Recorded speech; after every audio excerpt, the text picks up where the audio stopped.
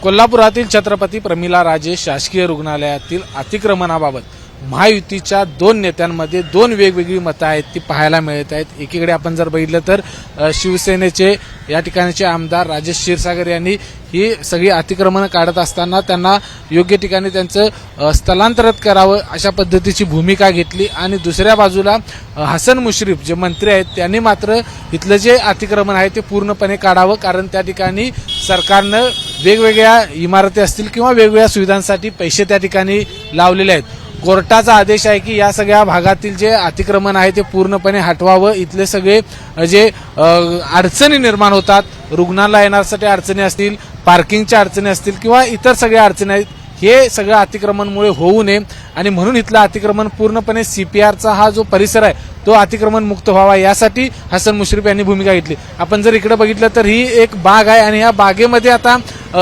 Parking करण्याची वेळ आहे ती इथं आलेल्या सगळ्या रुग्णांवरती किंवा त्यांच्या नातेवाईकांच्यावरती आली।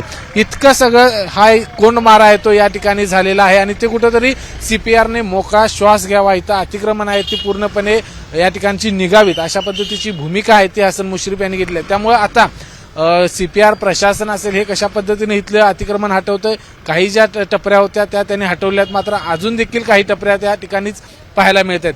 अनेक संघटनांनी या अतिक्रमण केलेलं काढू नये याच्या संदर्भात दबाव टाकण्याचा प्रयत्न केला, मात्र आता सीपीआर प्रशासन नेमकं काय भूमिका घेतं हे पाहणं खूप महत्त्वाचं असणार आहे। कॅमेरामन निलेश शेवाळेसह विजय केसरकर, एबीपी माझा, कोल्हापूर। एबीपी माझा, उघडा डोळे बघा नीट।